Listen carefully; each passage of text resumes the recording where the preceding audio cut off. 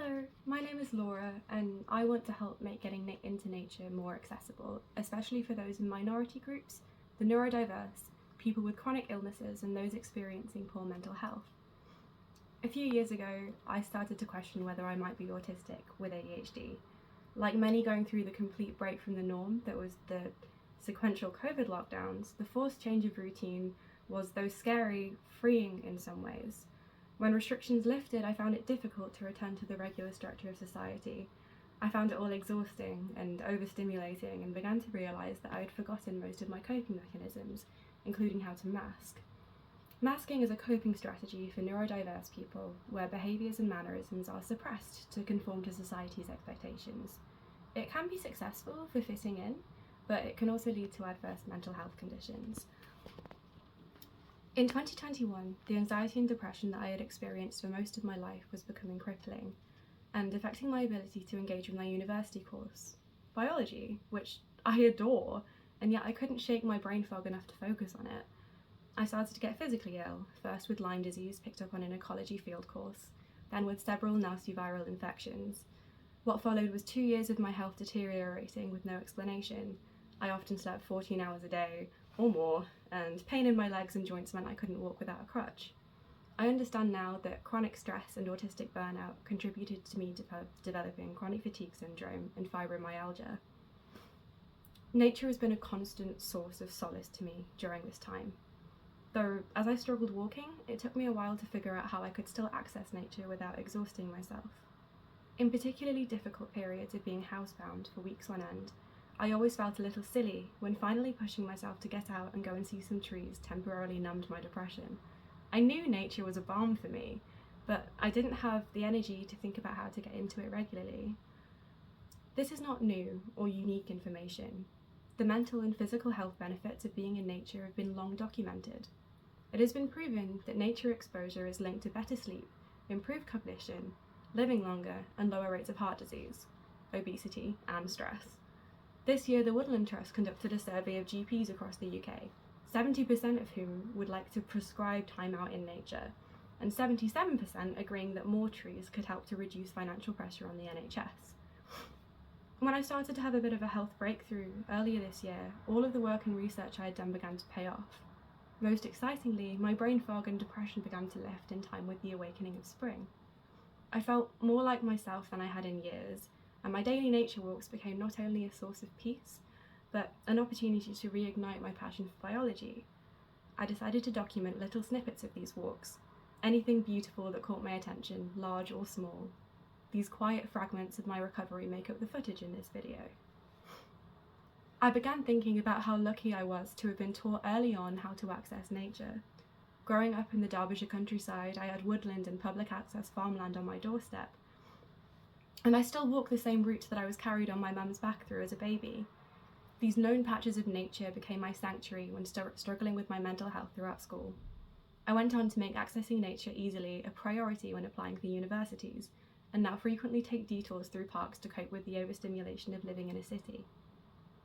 The ability to access nature, to know how to navigate the countryside, plan routes, use rural public transport, and find green spots in urban areas are valuable skills.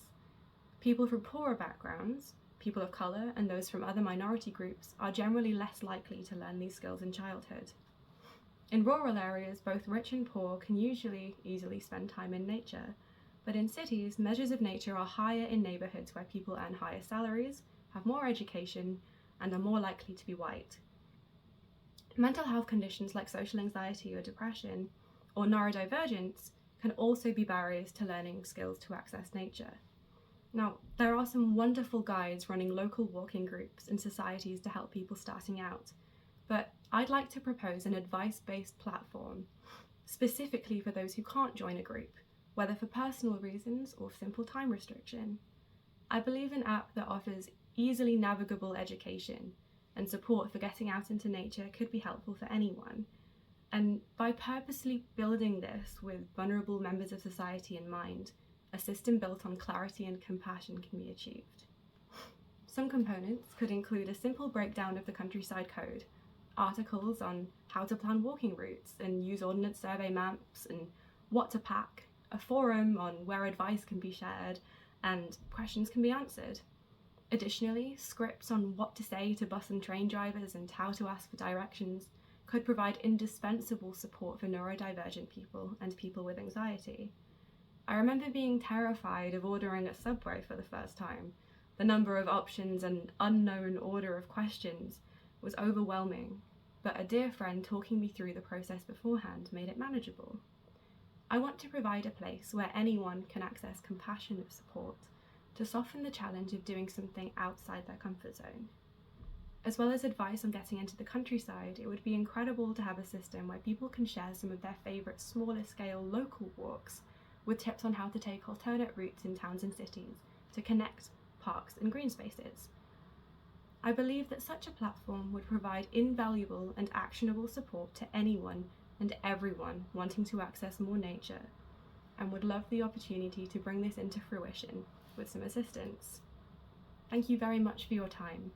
I'd like to finish with a favourite poem of mine that evokes how nature is both a grounding and thrilling force, vital to mental health, and ultimately a human right. This is Wild Geese by Mary Oliver. You do not have to be good. You do not have to walk on your knees for 100 miles through the desert repenting. You only have to let the soft animal of your body love what it loves. Tell me about despair, yours, and I will tell you mine. Meanwhile, the world goes on.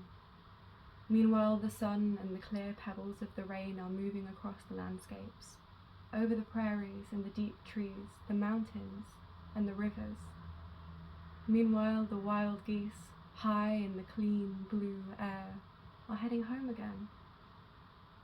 Whoever you are, no matter how lonely, the world offers itself to your imagination, calls to you like the wild geese, harsh and exciting, over and over, announcing your place in the family of things.